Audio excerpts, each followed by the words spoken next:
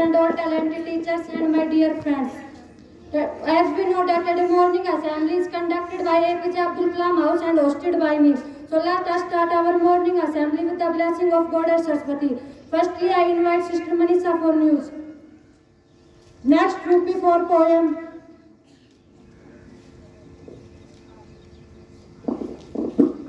Good morning to you all, respected Hari Singh sir and all talented teachers. Today's news headlines are: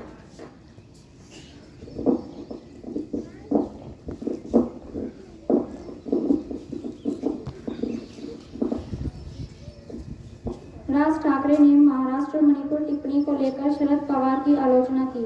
Ayodhya का 2 दिवसीय दौरा करेंगे मुख्यमंत्री Yogi Adityanath. No sports news आर: Saint Lucia को पहला ओलंपिक मेडल जिताने वाली एथलीट बनी जूलियन अल्फ्रेड। अविनाश साबले ने रचा इतिहास। 3000 मीटर स्टीपल चेज के ओलंपिक फाइनल में पहुंचने वाले पहले भारतीय बने। Thank you.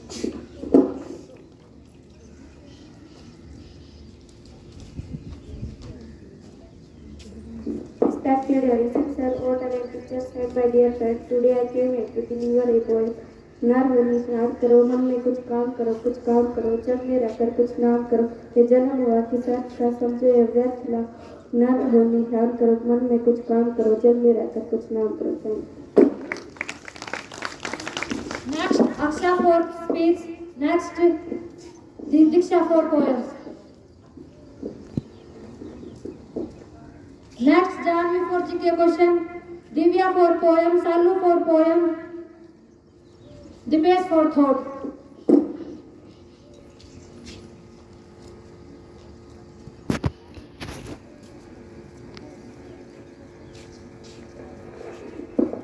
First of all, a very sweet good morning to you all. Respected Hari Singh sir, all talented teachers and my dear friends. Today I am deliver a speech. Speech is that समय जिसका साथ देता है वो बड़ों बड़ों को मात देता है। अमीर के घर बैठा कौवा सभी को मोर लगता है और गरीब का भूखा बच्चा सभी को चोर लगता है। इंसान की अच्छाई पर सब खामोश रहते हैं, चर्चा अगर उसकी बुराई पर हो तो गूंगे भी बोल पड़ते हैं। जब मेहनत करने के बाद सपने पूरे नहीं होते तो रास्ते बदलिए, सिद्धांत नहीं, क्योंकि पेड़ भी हमेशा पत्ते बदलते हैं, जड़ नहीं। गीता में साफ शब्दों में लिखा है, निराश मत होना, कमजोर तेरा वक्त है, तू नहीं। Thank you, have a nice day.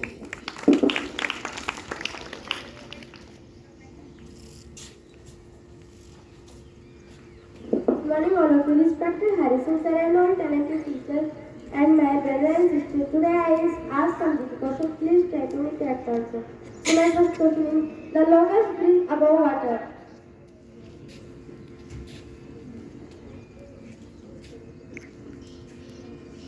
I repeat my question. The longest bridge above water.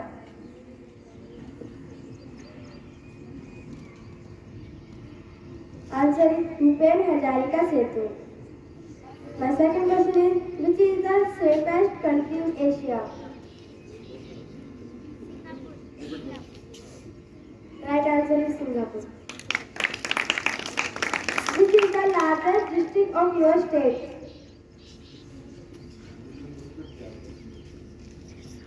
I repeat my question. Right answer is Sisa. Who is the father of economics? Right answer is Adam Smith.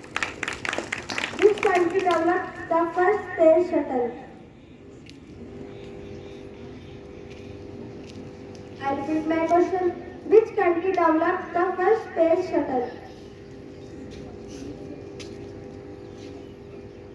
Answer is USA. Thank you and have a nice day.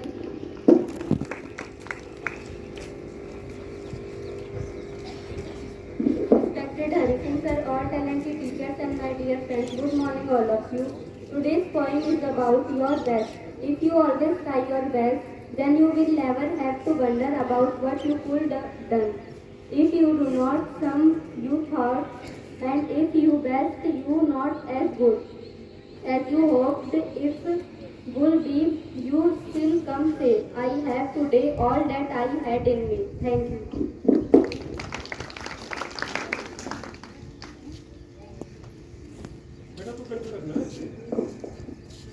Respected our talented teachers and my dear friends, today I recite a poem.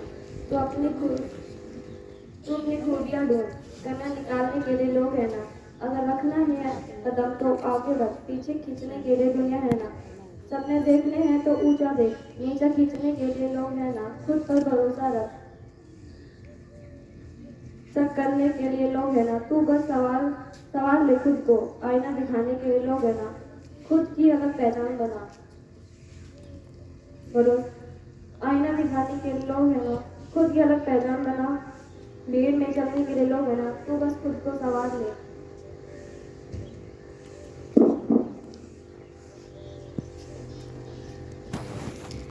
तू कुछ करके दिखा दुनिया को, तालियां बजाने के लिए तो लोग है ना। Thank you. Now I invite most respected Harrison sir. Respected Narendra ji, Vikas ji, Bhav Sir, coach, Secretary, Middle staff, and the parents. Good morning to all. Good morning, sir. अभी अपने पास में एक कोच सर आए हैं, ये आपको बताएंगे भाई एथलीट के लिए जो प्रैक्टिस करने वाले जो बच्चे हैं उनको नाम नोट करेंगे, तो मैं इसको बाद में बुला दूंगा। तो उससे पहले मैं एक बात बताना चाहता हूँ आपको। देखो बेटा, सबसे पहले पढ़ाई के साथ में आपका अनुशासन। अब मैं देख रहा हूँ क्लासों के अंदर बच्चे जो है इनडिसिप्लिन हो रहे हैं, ठीक है नहीं, कहीं अध्यापक की बात नहीं मानते हैं। जब जिस बच्चे का अनुशासन ठीक नहीं है, चाहे वो कितना भी पढ़ जाए, कितना भी होशियार बन जाए, वो जिंदगी में सक्सेस हो ही नहीं सकता है, कभी भी नहीं सक्सेस हो सकता हो जिसका अनुशासन ठीक नहीं है। तो सबसे जरूरी है अपना अनुशासन रखना, अध्यापकों की बातें मानना। अध्यापक को गलती आए तो आपको देते नहीं है, यही चीज बताएंगे तो उनको फॉलो करना है। और वैसे भी 10वीं और 12वीं में आपको पता है हर एक सब्जेक्ट टीचर के 20 नंबर क्लास डिसिप्लिन के होते हैं। 20 नंबर जो होते हैं सब्जेक्ट के, 80 नंबर का पेपर होता है और 20 नंबर होते हैं क्लास डिसिप्लिन के होते हैं। तो क्लास में कितना प्रेजेंट रहता है, कितना उसका अच्छा अनुशासन है, कितना होमवर्क करता है। टीचर चाहे तो उसमें 0 भी दे सकता है आपको, और वो चाहे तो पूरे 20 भी दे सकता है। तो ये मत भूल जाओ कि भाई अध्यापक ऐसे ही हैं, इनको हमको समझेंगे नहीं, ठीक है नहीं।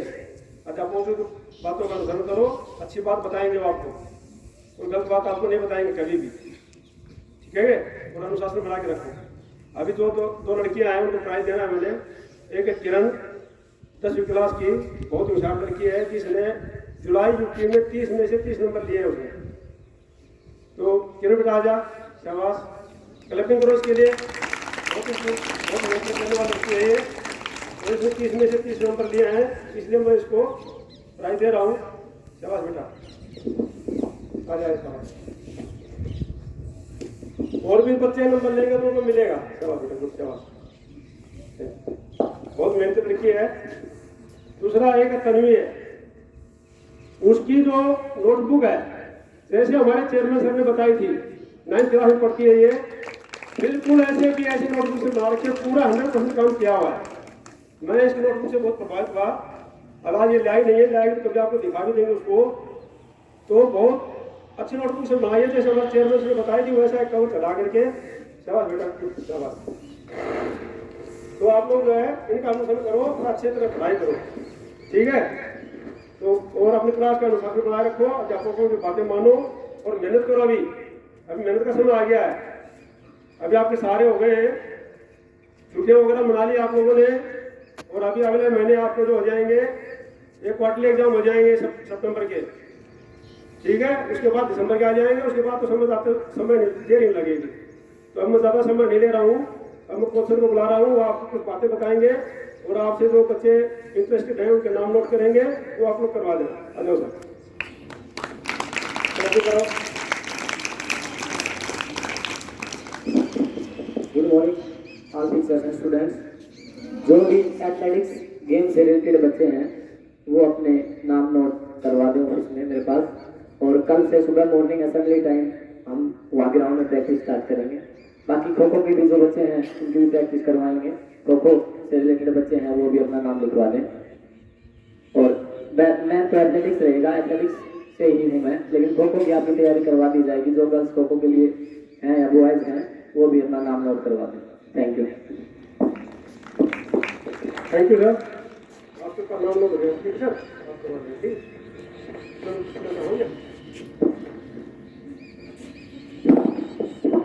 Interviews of different topics like speech, thought, GK questions. This assembly is over. Thank you.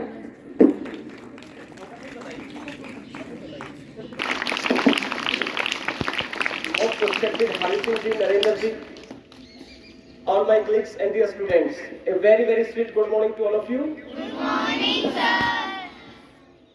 देखिए, जिस प्रकार से माननीय हरि सिंह जी ने दोनों ही बच्चों को सम्मानित किया, बड़ा सराहनीय कार्य इन्होंने किया और मैं चाहूंगा कि इस कड़ी में मैक्सिमम बच्चे जुड़े। लेकिन मैं माननीय हरि सिंह जी से विनती करूंगा कि ये 6th ऑनवर्ड क्लासेस जो भी हैं, जिस भी बच्चे ने 30 में से 30 अंक किसी भी विषय में लिए हो, चाहे वो physics, chemistry, math, bio, English, कोई भी विषय हो, मैं चाहूंगा कि माननीय हरि सिंह जी उनको भी सम्मानित करने का कार्य भविष्य में करेंगे। और इस प्रकार का जोश उमंग आप में होना चाहिए कि मैक्सिमम प्राइजेस आप ले सकें। और देखिए,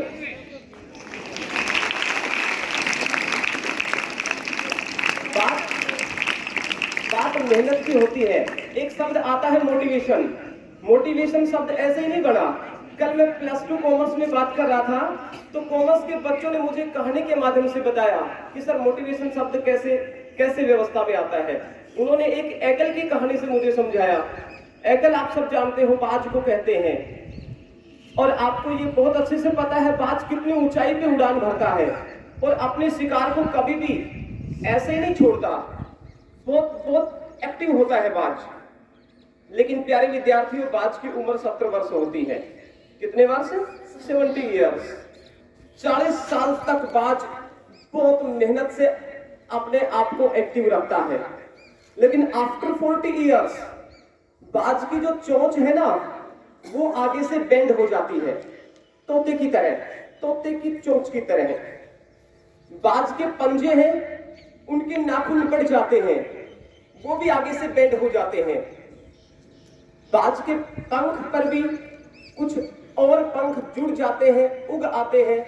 उनके शरीर पे ज्यादा पंख होने के कारण थोड़ा भारी हो जाता है, पंख खुल नहीं पाते, उड़ान बहुत ऊंची नहीं जा सकता फिर वो। ये सब 40 साल के बाद होता है बाज के साथ। अब बाज के सामने 2 रास्ते होते हैं। पहला रास्ता कि वो अपने आप को सरेंडर कर दे। सरेंडर करेगा तो उसे शिकार नहीं मिलेगा, उसकी मौत हो जाएगी, डेथ हो जाएगी। तो एक तो डेथ का रास्ता, और दूसरा रास्ता वो स्ट्रगल करे और बहुत मेहनत करे।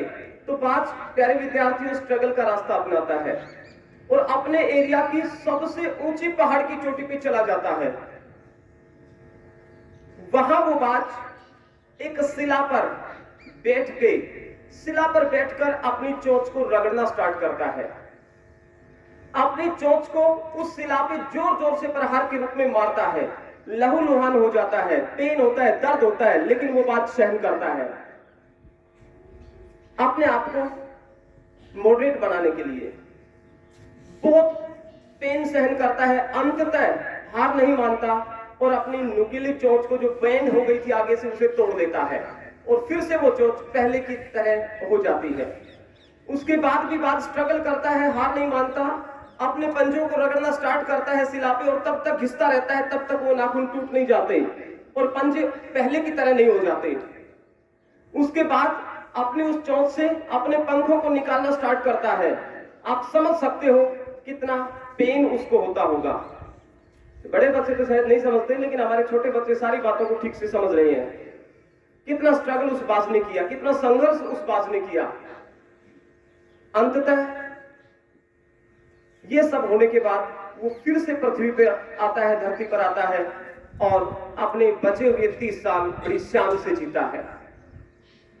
बाज ने दिखा दिया कि यदि शुरू में मैं प्रारंभिक दौर में इनिशियल स्टेज पर अनकंफर्टेबल रहा तो आगे का जीवन, आगे की 30 साल में कंफर्ट जोन में जाके जी रहा हूं। और यदि वो शुरू में कंफर्टेबल रहता तो बाद का पूरा जीवन उस एंगल का अनकंफर्टेबल जोन में चला जाता। तो देखिए, हरि सिंह जी इस मोटिवेशन के सहारे आपको यही समझाना चाह रहे हैं कि प्यारे विद्यार्थियों, ये विद्यार्थी जीवन है, ये अनकंफर्टेबल जोन में रह के अपनी मेहनत और प्रयास करने का है। हम आपको फाइनेंशियली मोटिवेट करेंगे, नॉन फाइनेंशियली भी मोटिवेट करेंगे, बट इस प्रकार की व्यवस्था बनाना आपका, आपके अध्यापकों का काम है। आप वो सब शिक्षा अपने अध्यापकों से अर्जित कीजिएगा जिसकी आपको इस समय परम आवश्यकता है। तो मैं बड़ा आभारी रहूंगा माननीय हरि सिंह जी का। Okay, thanks.